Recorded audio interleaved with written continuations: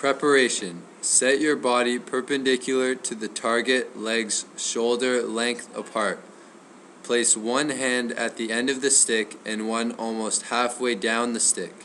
This will cause your waist to flex when applied force. Second, flex your knees for more stability or bend your knees to apply more force prior to impact and look directly at your area of target.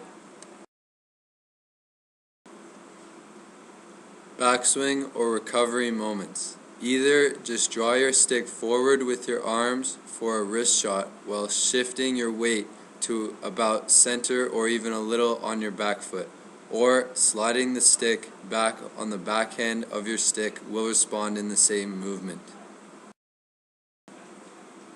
Force producing moment. Start your forward momentum by transferring your weight to your front foot and rapidly bring the stick down towards the ball for maximum power, or do the same but sliding your stick along the floor forward.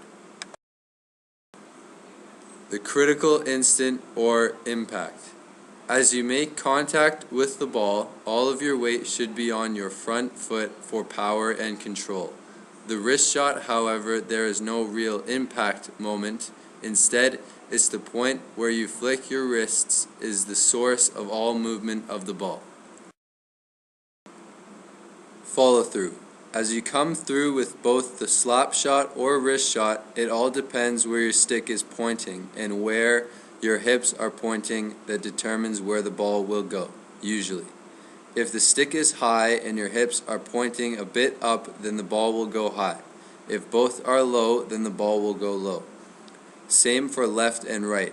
As you can see in the video, the expert points towards the target location with his stick after the critical impact of the ball.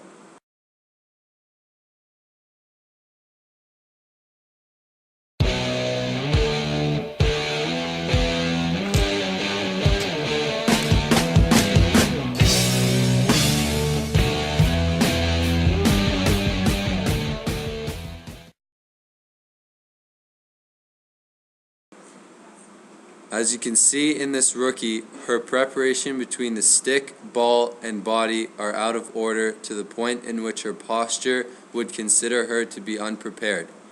To start off, her hands are placed in the wrong areas of the stick, with one hand a little lower than the center and the other lower than the end of the stick, which can cause lack of proper power or potential injuries. Second, her posture between her arms and legs are not bent or flexed enough. This would cause decrease in applied force and stability.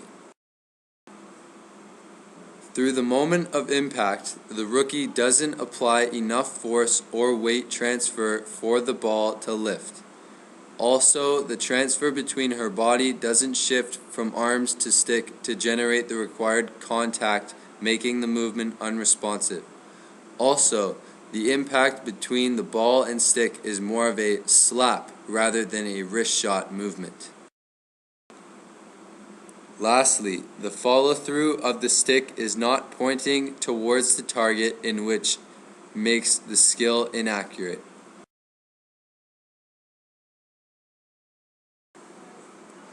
Biomechanics is how physical forces affect human performance. There are 5 phases in ball hockey shooting: preparation, backswing, force-producing movement, the critical instant, and follow-through. Both player techniques and stick characteristics are important to wrist slap shot success. The principle of stability comes into play. It is the correct foot position to create base support and having a lower center of mass. Hand position is a distinguishing factor for a good wrist shot performance. Lowered bottom hand, even past the midpoint of the shaft, generated additional stick bend and more strain energy, resulting in greater puck velocities. Angular motion is also important, as your arms produce torque as you shift your weight for the shot.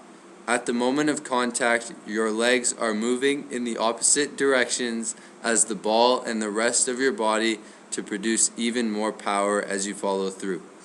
Accelerating the torso, shoulders, and arms allows a player to create a whip-like kinetic chain lengthening the duration of impulse application to the stick, which increases the final puck velocity.